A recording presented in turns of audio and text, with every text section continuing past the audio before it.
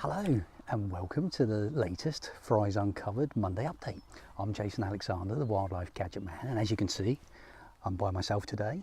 The lovely David Grimwood is busy doing final preparations for John and Lucy's wedding coming up very soon, as well as putting all the finishing touches to a lot of the events for Froize in June. Now, if you haven't heard about Froize in June, jump on the Facebook page or on the Froize website, and you'll find lots of details about all the events going on. But I've been away for a couple of weeks exploring the Florida Keys. I've had a wonderful time. It's been a real adventure. Florida Keys, beautiful, but they've been totally decimated by Hurricane Irma that happened last year, and we could see the devastation throughout the islands. They're still beautiful, but there's evidence all the way down the Keys just how much of an impact Hurricane Irma had on the beaches and on the vegetation. But one of the highlights for me was seeing all the wildlife, and it's amazing how quickly the wildlife and all the vegetation recovers and comes back to the area, and we can see evidence of things starting to grow again. And one of the real highlights for me was the ospreys. I spent virtually every day watching ospreys hunting over the water, swooping down into the water and coming up again with a claw full of fish, and then flying off to a perch somewhere or to a nest. It was beautiful. A common sight over there, not so common over here in the UK, and particularly in Suffolk. If any of you know of any osprey nests in Suffolk that we could possibly get a camera on, that would be really interesting, so let me know. But what's been happening here at the Froize? Well, as you can see, I'm outside under the lovely cherry blossom here, and everything is bursting into life. It looks wonderful this time of year. So the wildflower meadows in particular, all of the grasses are growing. There's lots of different varieties of grasses and lots of different wildflowers as well, different shapes and colours, and obviously when the wildflowers come up, the insects return as well. So over the coming weeks, we're going to spend a lot of time out in the wildflower meadow recording what insects that we can see, and hopefully taking some photos and a few video clips as well. But what's been happening on the cameras? Well, it's been rather quiet for the past week or so. I know David has done a couple of wonderful updates over the last couple of weeks, and I was watching those laying back on the sun lounger by the pool over in America. Great updates. But what's been happening over the last 7 days? Well, not too much, to be honest.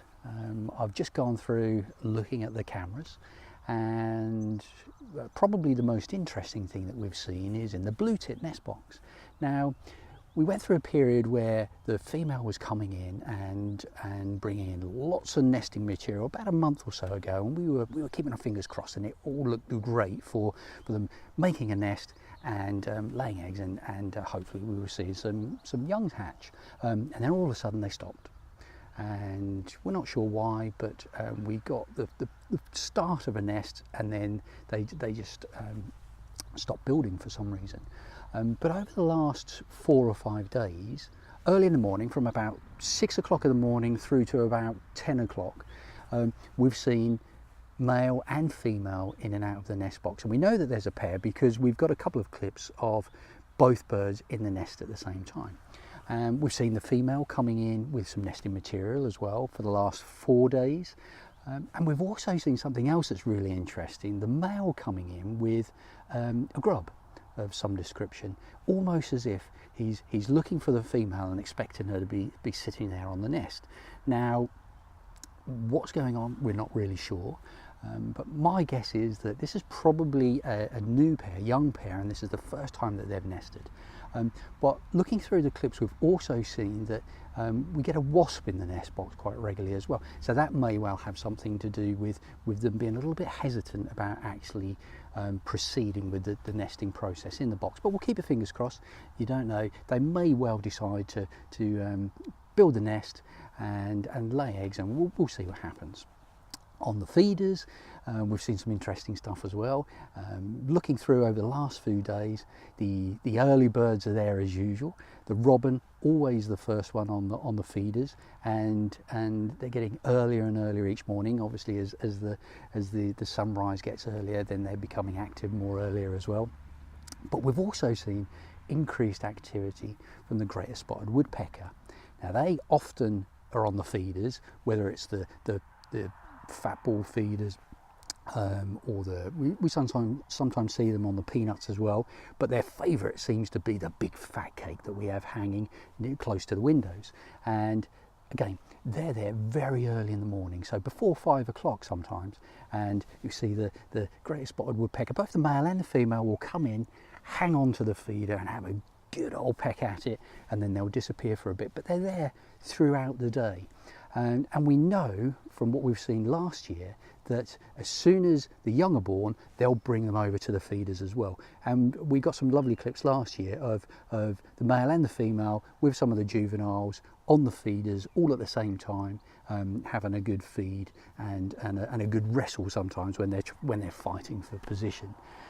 We've also seen a few other birds on the fat cakes as well, blue tits, grey tits. We see the blackbird on there as well, and quite comically we see the jackdaws come on as well, and they're a much bigger bird. They'll fly in, grab the fat cake, and they'll be swinging all over the place, but they'll have a good go at pecking away, and then they'll disappear again. So some interesting activity, and we'll keep an eye on everything that's going on and take lots of photos, and we'll give you another update next Monday and let you know what's been going on and what we've got planned moving forward throughout the summer. So until next week, see you soon.